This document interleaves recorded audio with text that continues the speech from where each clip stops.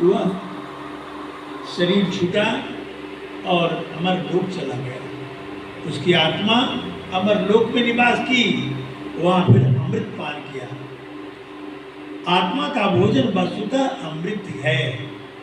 आत्मा सदैव अमृत पान करती थी, लेकिन मन के संयोग से यह जो है आत्मा इस संसार में इंद्रियों के विषय के प्राप्त करते हैं, और वह विश्व रूपी विषय ही तो है। पंच ज्ञानेंद्रियां हैं, आंख है, कान है, नाक है, जिह्वा है, त्वचा है। ये 5 ज्ञानेंद्रियों से विषय पान करते हैं। जीवा रसास्वादन चाहती है, अच्छे अच्छे भोजन, लेकिन यह तृप्त नहीं होती है कभी। मृत्यु काल के बाद भी वह तृप्त नहीं होती। कान अच्छे शब्द सुनना चाहते हैं, नासिका अच्छे सुगंध लेना चाहते हैं, आँख अच्छे अच्छे रूप देखना चाहते हैं, चमड़ा अच्छा स्पर्श करना चाहते हैं, और इसी 5 ज्ञानेंद्रियों के विषय से प्राणी हमेशा दुख भोगते रहते हैं। इसके जितना ये पान करते हैं उतना ही वह विषय विष बनता चला जाता है। विष क्या बनता है? काम, क्रोध, लोभ, मोह और अहंकार। जैसे सांप को दूध पिला दीजिए तो उसका विष दूध से बढ़ता है, उसी तरह पंच ज्ञानेंद्रियों के जो विषय हैं, इनसे वह जिसमें तृप्ति पाता है विषयों को पान कर, इसके अहंकार और बढ़ते हैं, लोभ बढ़ते हैं, मोह बढ़ते हैं, काम बढ़ते हैं, क्रोध बढ़ते हैं और विशाल होते चले जाते हैं।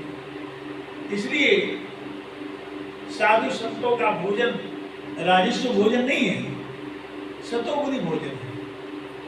इसलिए साधकों को सतोगुणी भोजन करना चाहिए, रजोगुणी नहीं, सतोगुणी नहीं। क्योंकि इस मन रूपी विष का, मन रूपी नाग का विष बढ़ता है, मन और बड़ा होता है, मन की शक्ति, मन का खुराक मिलता है, मनमुखी हो जाता है इंसान।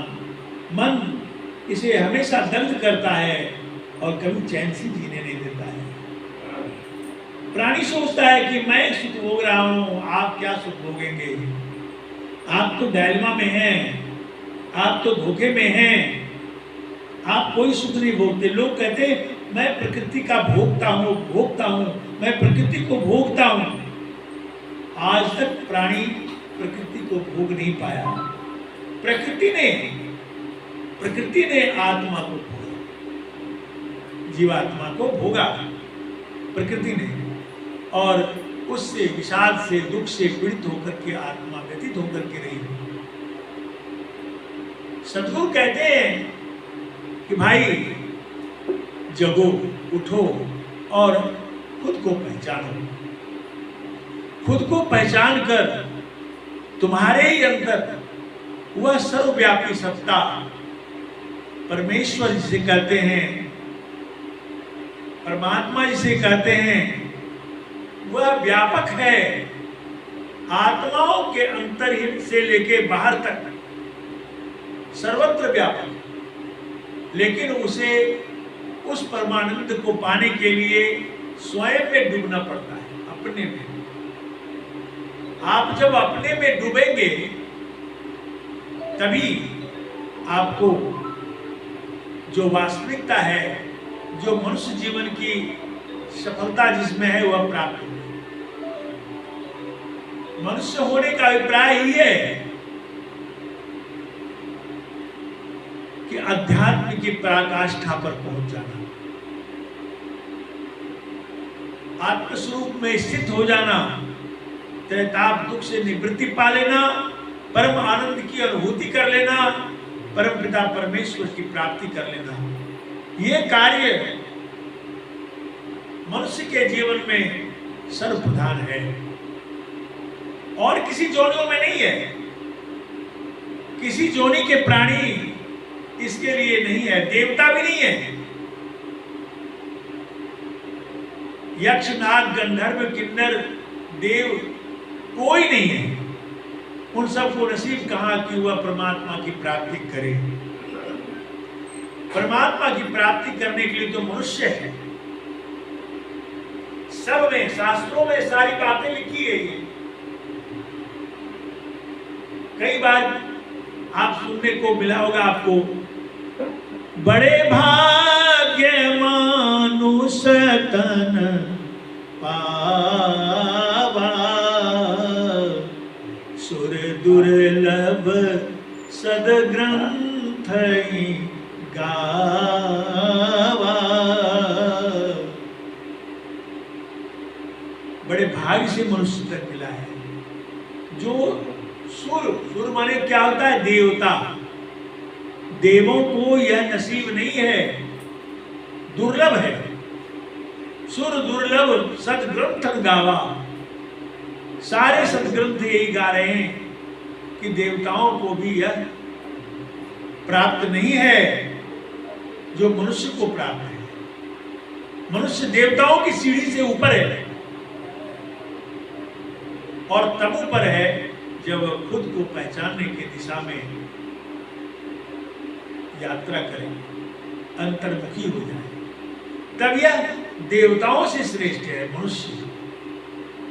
मनुष्य ही है जो प्रवृत्त होकर के संसार में, प्रकृति जगत में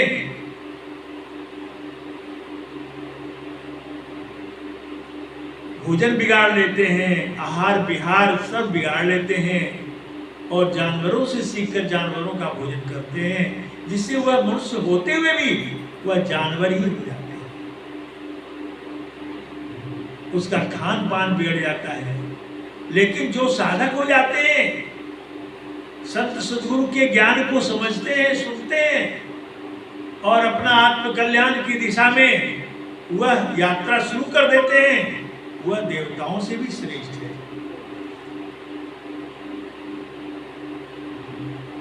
कबीर साहब ने कहा है, मुख से जपे सो मानवा, मन से जपे सो देव, सूरत से जपे सो संत है, ताकि करिए सेव। मुख से प्रभु का नाम लेते हैं, वो मानव होने की दिशा में है, और जो मन से प्रभु का नाम लेते हैं वह मनुष्य हो जाते हैं। नहीं, वो देव हो जाते हैं, देवतुल्य हो जाते हैं। जिसका मन भजन में लग जाता है, सुमरन में लग जाता है और मन मंदिर में बस जाता है, वह देने योग्य हो जाता है। इसलिए देवता कहलाता है। देवता किसे कहते हैं? जो देने योग्य हो। सूर्यदेव प्रकाश दे रहा है, जीवन दे रहा है। पवन देव, इसके बिना लोग जी नहीं सकते, देव है, देने वाला है। अग्निदेव, अग्नि के बिना भी जीवन नहीं है। वरुण देव, जल, जल के बिना जीवन नहीं है। ये सभी देने वाले। वृक्ष से हमें लाभ मिलता है, तो देने वाले को देव कहते हैं, छीन लेने वाले को दैत्य कहते हैं। और जो सूरत से भजन करते हैं, जिसकी चेतना, आत्म चेतना से जो भजन करते हैं, वह संत कहलाते हैं। सूरत से जपै सो संत हैं, ताकि करिए सेव। संतों की सेवा करें जो सूरत से भजन करते हैं, आत्म चेतना से भजन करते हैं। सुरति निरत अवस्था हो जाए, वैसे निरत हो जाए जैसे जल में एक शीशे का गिलास ले लीजिए, उसमें मिट्टी बुरक दीजिए, पानी भरा हुआ, उसे मिट्टी बुरक दीजिए, धीरे धीरे वह हिलोल दीजिए, वह पानी गंदा हो जाएगा, फिर रख दीजिए, ढक दीजिए और देखते जाइए धीरे धीरे वह पानी में मिट्टी सतह पकड़ लेती है, सारी मिट्टी जो है उसमें जमीन में दब जाती है और ऊपर पहले जैसा पानी था स्वच्छ, वैसा ऊपर पानी स्वच्छ हो जाता है। इसी तरह से परमात्मा और जीव का यह दशा है। आप जब अपनी चेतना को समेट लेंगे और स्थिर हो जाएंगे तो आप में ही वह प्रभु दिखेगा, वह परमानंद का आस्वादन आप कर पाएंगे, आप में ही, आपसे कहीं बाहर नहीं। इसलिए अपने ही अंतर में, अंतस में सूरत को स्थिर करें और निरतिशय हो जाए, निरत हो जाए। वैसे निरत हो जाए, तदाकार हो जाए जैसे नमक पानी में घुल जाता है, चीनी पानी में घुल जाता है, वैसे तदाकार हो जाए। इस जीवन की सफलता वही सार्थक हो जाती है। और हम मनुष्य हैं, मनुष्य सर्वश्रेष्ठ है। देवताओं को यह दुर्लभ है। सुर दुर्लभ सत्कृत गावा, साधन दाम मोक्ष कर द्वारा पाए गई प्रलभ सुना। यह मनुष्य जीवन जो है साधना का धाम है, मोक्ष का द्वार बना हुआ है इसमें। इससे आप निकल सकते हैं, स्वबल से निकल सकते हैं, लेकिन उसके लिए युक्ति है, भजन है, साधना है, संत सद्गुरु का संगति है। ये मैं आपको साहब की कुछ बातें सुना रहा हूं।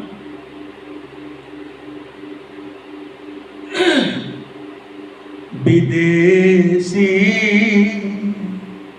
सुधि करु आपन देश, विदेशी सुधि करु आपन देश, विदेशी सुधि करु आपन देश, विदेशी सुधि करु आपन देश। आठ पहर कहवा तुम भूलो, आठ पहर कहवा तुम भूलो, छाड़ी देहु भ्रम भेद, विदेशी सुधि करु आपन देश, विदेशी सुधि करु आपन देश।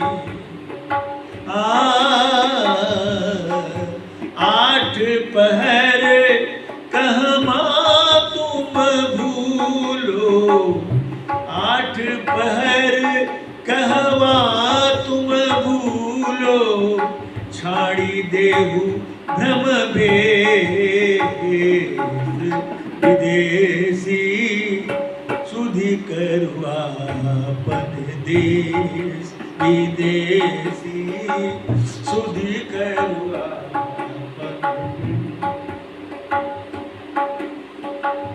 ज्ञान ठोर सम ठोर न पाओ, ज्ञान ठोर सम ठोर न पाओ, या जग बहुत कले, ज्ञान ठोर सम ठोर न पाओ, ज्ञान ठोर सम ठोर न पाओ, या जग बहुत कले, विदेशी सुधि करु आपन देश, विदेशी सुधि करु आपन देश। आठ पहर कहमा तुम भूलो, आठ पहर कहवा तुम भूलो, छाड़ी देहु भ्रम भेसी, सुधि करुआपन दे, विदेशी सुधि करुआपन दे। जोगी जति तपी सन्यासी, जोगी जति तपी सन्यासी, राजा रंक नरेश। जोगी जपी ओ जोगी जति तपी सन्यासी, राजा रंक नरेश। कहे कबीर सुनो भाई साधो, कहे कबीर सुनो भाई साधो, सद्गुरु के उपदेश। विदेशी सुधि करुआपन देश, विदेशी सुधि करुआपन देश। आठ पहर कहमा तुम भूलो, आठ पहर कहमा तुम भूलो, छाड़ी देहु भ्रम भेद। विदेशी सुधि करुआपन देश, विदेशी सुधि करुआपन देश, विदेशी सुधि करुआपन देश। साहब कहते हैं विदेशी कहा हम सभी विदेशी हैं, अपना देश नहीं है यह मृत्यु लोक है। यहाँ की सच्चाई मृत्यु है, यहाँ मौत ही सत्य है और सब झूठ। केवल मौत सत्य है, और इस जो सत्य मौत है इसको ही इंसान भूल जाते हैं। बच्चा जन्म लेता है तो सब लोग माता पिता परिजन कहते हैं कि अब बड़ा हो रहा है, होश संभाल रहा है, बड़ा हो रहा है। बड़ा हो जाता है, धीरे धीरे उम्र गुजरता जाता है, लेकिन ये कोई नहीं करता है कि जब से जन्मा है तब से उम्र घट रहा है। ये कोई कहने को तैयार नहीं है। उम्र घट रहा है, हम मौत की ओर जा रहे हैं, समय बीतता जा रहा है और यहाँ का सत्य जो है वह सामने आ जाएगा एक दिन हमें लेने के लिए। अब चलो तेरा काम पूरा हो गया, चलो यहाँ से। लेकिन जाने की इच्छा नहीं होती। इतना माया का मंडान है, इतना घेरा है, इतना जंजाल है, इतना जाल है कि छोड़ता नहीं। तो साहब कहते हैं विदेशी सुधि करुआपन देश। हे विदेशी, तू अपना सुधि कर, ख्याल कर, कहाँ से आया, कहाँ जाएगा, किस लिए आया, क्या कर रहा है और क्या फिर तुम्हारा क्या होगा। तमाम बातों को जान, शुद्ध करो आपन देश, अपना देश का शुद्ध करो, याद करो किस देश से तुम आए हो। शायद ने दूसरे शब्दों में कहा है, ए जियरा तुम अमर लोक से पढ़ियो काल बस आई हो, मने स्वरूपी देव निरंजन तो ही राखे भरमाई हो। 5-25 तीन का पिंजरा दामे तो को राखे हो, तो को विसर गई सुधी घर की महिमा आपन भागे हो। अपनी महिमा का बखान, 3 लोक मन भूप है, मन पूजा सब ठौर। सारे संसार में मन की पूजा होती है। और उस दुर्गा जी को तो कहा निरंजन भगवान ने कि तुम चुपचाप से कठपुतली बन के खड़ी रहो, तेरे सामने पूजा तेरी होगी, तेरे सामने जीव को मारा भी जाएगा, काटा भी जाएगा, तुम बोल नहीं सकते। खबरदार, ये 3 लोक 14 वन 21 ब्रह्मांड में हमारा शासन है। तुम कुछ नहीं कर सकते, दुनिया तुम्हारी पूजा करेगी, मैं सब देख लूंगा। वो देख रहा है, इतना महामाया का मंडान है कि संसार भूले हुए हैं, अपना शुद्धि नहीं कर रहा है। साहब कहते हैं कि शुद्धि करो अपन देश, अपने देश की शुद्धि करो। कौन सा देश हमारा है? चेतन देश है। कौन सा लोक हमारा है? अमर लोक है। क्या भोजन हमारा? अमृत है। यहाँ क्या पिलाया जा रहा है? विष रूपी विषय। जितने विषय पान कर रहे हैं वो तो विषी है, उसमें जहर मिला हुआ। इस लड्डू में प्रसाद बना है, इसमें लड्डू में अगर जहर मिला दिया जाए, आपको जानकारी हो जाए भाई बहुत सुंदर लड्डू है, खा लो, तो क्या आप खाएंगे? भागेंगे? नहीं खाएंगे। उसी तरह से संसार में जितने मिठास दिख रहे हैं, जितना अच्छा दिख रहा है, सब में जहर मिला हुआ है। भगवान ने जहर मिलाया है। घुट घुट के सबको मारूंगा, सबको मैं खाऊंगा। मोर निरंजन ना हो। क्या है लाइन? कहा कि मेरा नाम निरंजन है, मैं जन्माता हूं, मारता हूं, खाता हूं, मैं ही सब कुछ करता हूं। निरंजन ने कहा। तो इस तरह से संसार में है। इसी से बचाने के लिए मैं सिरजों में मारूं, मैं जारो में खाऊं, जलथल माई रही में रवि रहूं, मोर निरंजन नाम।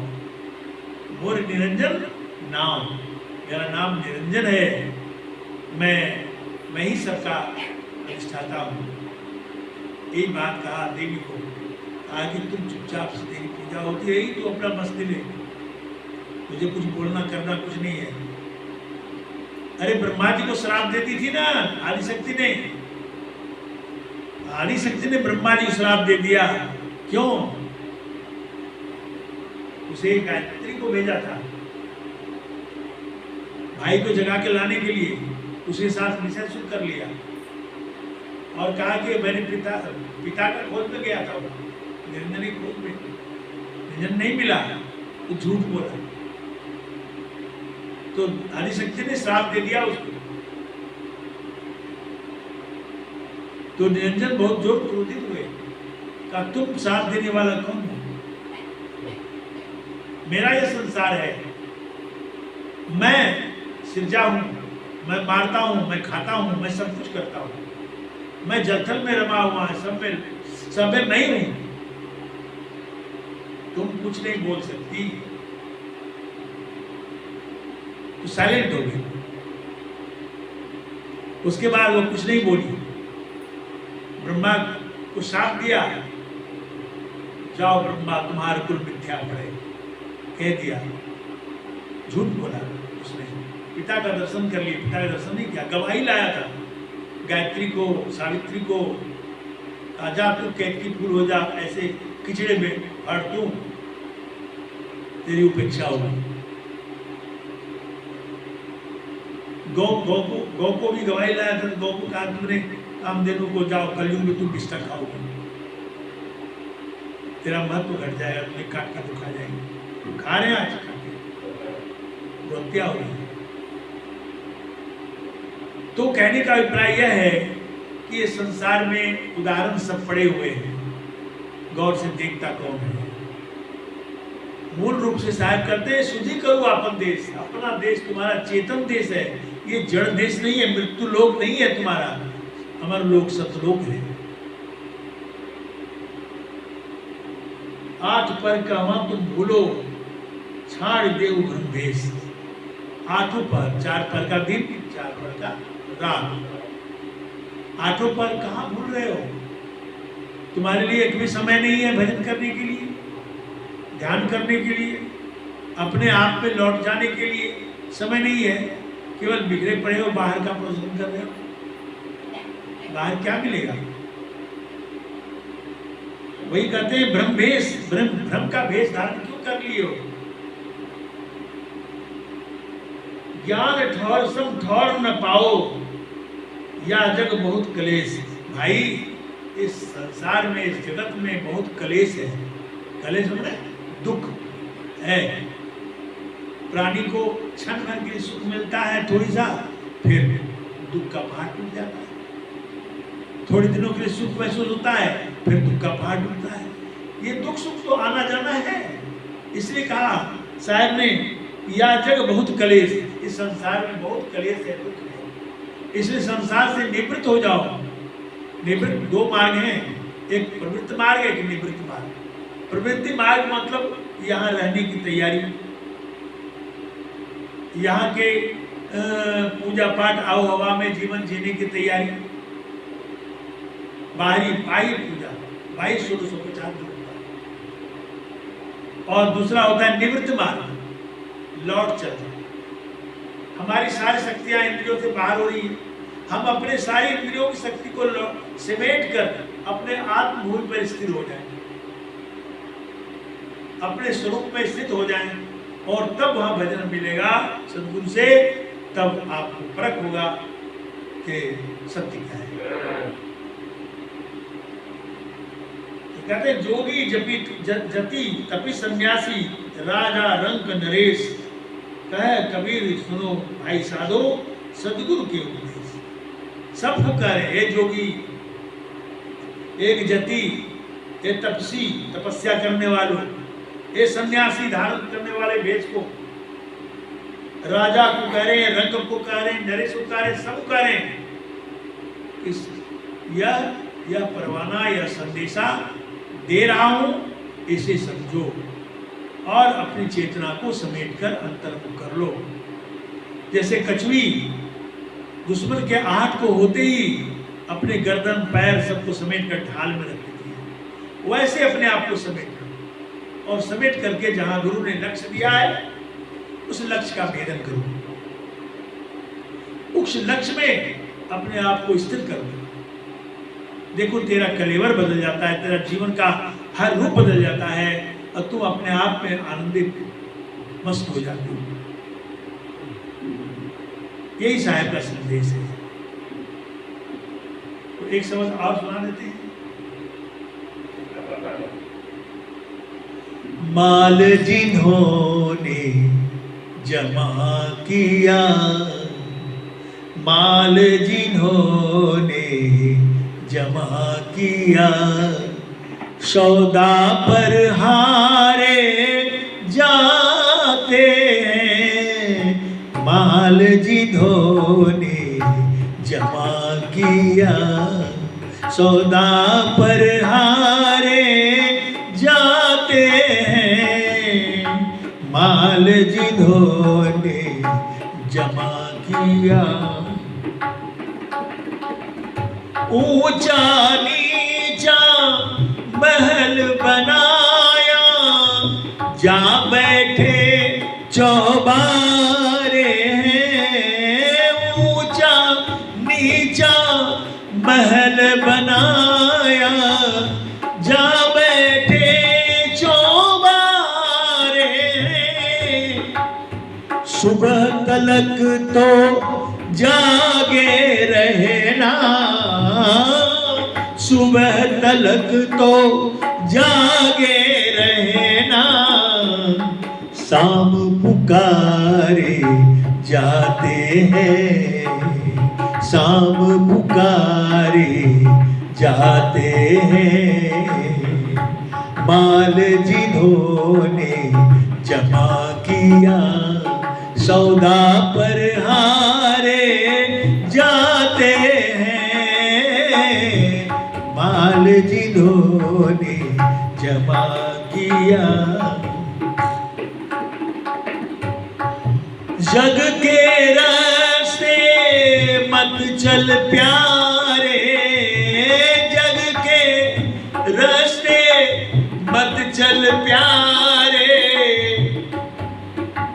ओ जग के रास्ते मत चल प्यारे,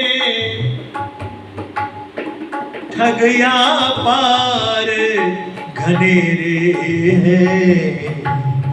जग के रास्ते मत चल प्यारे, ठगया पार घनेरे हैं। इस नगरी के बीच मुसाफिर, इस नगरी के बीच मुसाफिर अक्सर मारे जाते हैं। माल जिन्होंने जमा किया सौदा पर हारे जाते हैं। माल जिन्होंने जमा किया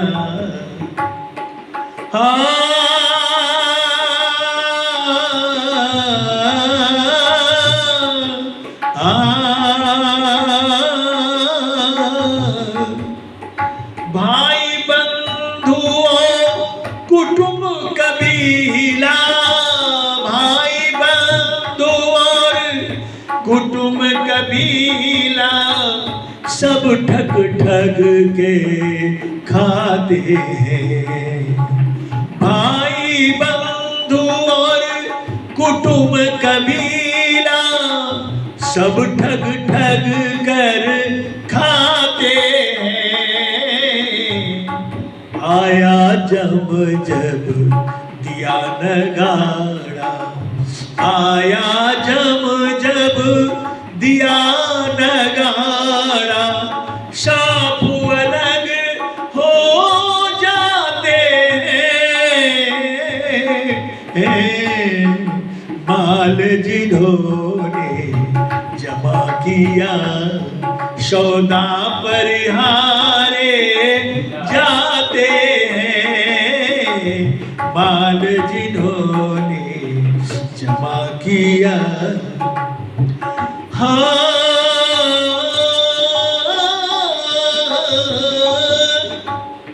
जोरू कौन खसम है किसका, जोरू कौन खसम है किसका, कौन किसी के नाते हैं।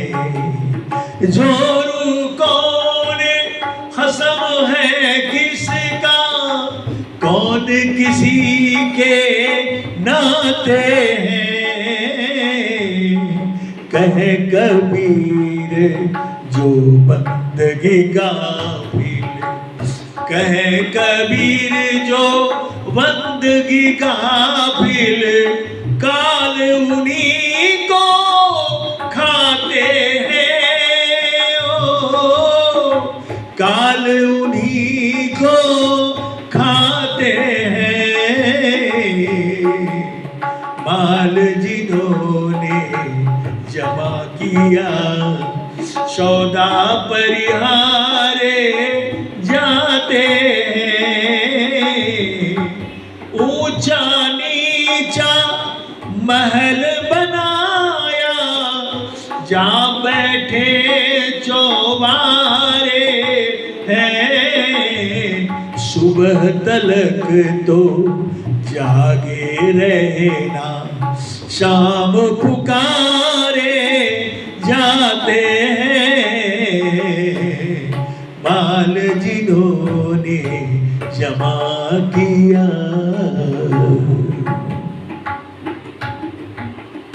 शायद कहते हैं काल उन्हीं को खाते हैं जो बंदगी गाफिल हैं, यानी जो ईश्वर की उपासना नहीं करते, जो भक्ति में नहीं है, उसे गाफिल करते हैं। गाफिल धोखे में, धोखेबाजी फंस जाता है, उसे गफलत कहते हैं। गफलत में जीवन चला जाता है, समय खत्म हो जाता है। और क्या कहा, शाम पुकारे जाते हैं, है कि नहीं। सुबह तलक तो जागे रहना, शाम पुकारे जाते हैं। सुबह तलक तो जग जाओगे, जगे रहोगे, लेकिन शाम को आवाज होगी। शाम और सुबह का फेरा क्या है, जीवन और मृत्यु का।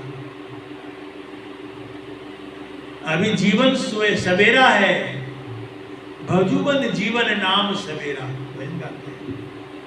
भजुबन जीवन नाम सवेरा। जीवन रूपी नाम जो है सवेरा का है। सुबह हुआ, सुबह जन्म हुआ, 4 पन बीत गया, वह सवेरा है, जीवन रूपी सवेरा। शाम कब होगी?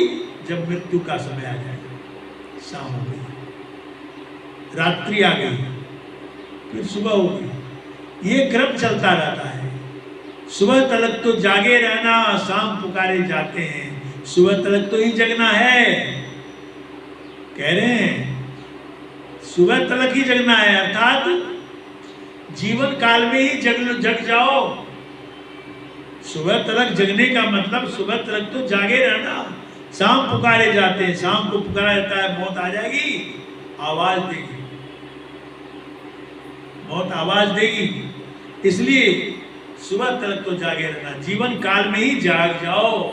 यहाँ संसार में रहना नहीं है किसी को, सब लोग चले जाएंगे, सब कुछ छोड़कर चले जाएंगे।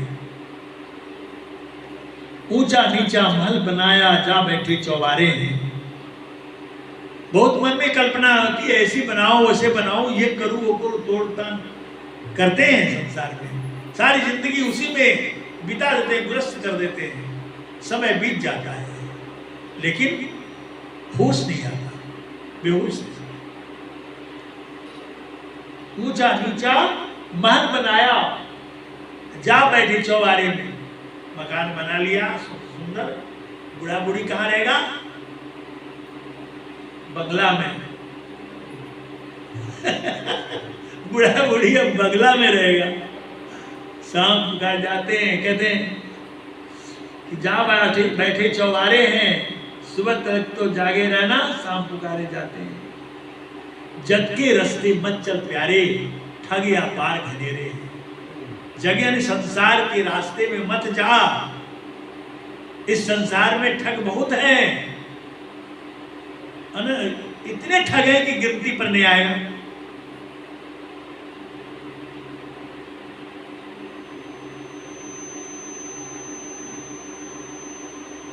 ठगिया पार घनेरे हैं, इस नगरी के बीच मुसाफिर अक्सर मारे जाते हैं। इस नगरी के बीच मुसाफिर अक्सर मारे जाते हैं। आप महसूस कर लें, विशेष करी क्या बात है, मारे ही मारे जा रहे हैं।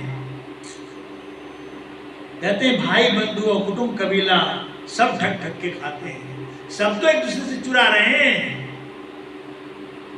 माता भाई बहन पुत्र पुतहु सभी छिपाते हैं, सत्य को छिपाते हैं, सत्य नहीं रहते, सच्ची बात नहीं बोलते, उस पर डालिमा मारते हैं, धोखा देते हैं एक दूसरे को, धोखा दे करके समय गुजार रहे हैं। मौत सामने खड़ी है, उस समय आवाज आएगी, क्या किया तूने, जिंदगी जो जिया इसमें क्या किया तूने। कहते हैं आया जब जब दिया नगाड़ा, साफ अलग हो जाते हैं। जैसे जब नगाड़ा देगा कि सब आपका असर जो, यानी इतना करते लोग कि घर के उल्टी में छाया में भी नहीं रहने देते, घर से बाहर निकाल देते। कहते अरे बाहर निकालो, भूत हो इधर खाइए, तीननी में कीड़े फट जाएंगे, इसमें बदबू आ रही है, हटाओ निकालो। लाश से कौन प्रेम करे, अब तो लाश हो गया।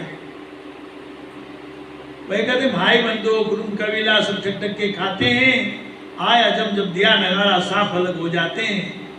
कहते जो अब एक साफ है, जोरू कौन खत्म है किसका, कौन किसी के नाते हैं, सारे रिश्ते नाते सत्य यही है कि लेन देन का मामला है। देख लीजिए बेटा अगर खुश कब होता है, नहीं होता है, दुखी कब हो जाता है, विरोध कैसे होता है, कहीं कमी हो गई विरोध हो जाता है, एक दूसरे में विरोध हो जाता है। प्रेम कहाँ है? साहब कहते प्रेम सबसे ऊंची चीज है। प्रेम अगर है तो धोखा नहीं है, सब खुला है, एक दूसरे के लिए खुला है, लेकिन उसमें भी कुछ बातें आ जाती हैं। साहब कहते हैं कहे कबीर जो बंदगी काफिल काल उसी को खाते हैं। ये कहाँ होता है? जहाँ लोग भजन में नहीं है, भक्ति में नहीं है। इसलिए कहते हैं संतों की संगति से, ज्ञान से, सत्संग से हृदय पवित्र होता है, मन पवित्र होता है, तो छल कपट प्रवंचना दूर हो जाती है। छल कपट प्रवंचना में नहीं रहते, तब जाकर के शाश्वत प्रेम करता है, उसके अंदर शाश्वत प्रेम उठता है, वो कभी विलग नहीं हो सकता। लेकिन जो देखे संसार में कि जो केवल स्वार्थ पर ही जीवन टिका हुआ है, तो आज है कल हट जाएगा, उससे विरोध हो जाएगा, लड़ाई झगड़े कितने देश विदेश में सब में तो हो रहा है, तो वही हो रहा है। इसलिए हमें यह चाहिए कि शाश्वत प्रेम को समझे, हमें आत्मिक प्रेम करनी चाहिए सबसे, वहां कोई धोखा नहीं है, कोई ये नहीं है। इसलिए सद्गुरु संत कहते हैं कि आप खुद को पहचाने, आत्मलीन हो जाएं और देखें सभी तो अपने हैं, वसुधैव कुटुंबकम, कोई दूसरे नहीं है, सभी अपने हैं, लेकिन पराये आपने कर दिया, पराया कर दिया। कैसे? ये मेरा है, ये दूसरे का है, ये अपना है, ये पराया है। अपने बच्चे हैं, बहुत प्यार है, दूसरे के बच्चे हैं, 2 डंडे से मार भी देंगे, भगा देंगे। ये क्या है? अज्ञानता है। इस अज्ञानता में संसार पड़ा हुआ है। इससे ऊपर उठने के बाद ही एक श्वान, कुत्ता और इंसान में भेद नहीं मानता, उसे भी अपनी आत्मा से प्यार करता है, उसे भी अपनी आत्मा से प्यार करता है। और अब तो इतना गर्त में आ गया इंसान कि जानवरों का मांस खा के जानवर ही हो गया, मनुष्य तो दिखता नहीं है। मनुष्य है कहां? शक्ल का मनुष्य है पर मनुष्य है नहीं। मनुष्य की परिभाषा है, शास्त्रों ने भी दिया, संतों ने बताया, क्या? दया, क्षमा, शील, संतोष, विवेक, वैराग्य से युक्त जो मनुष्य होता है वह मानव हो जाता है।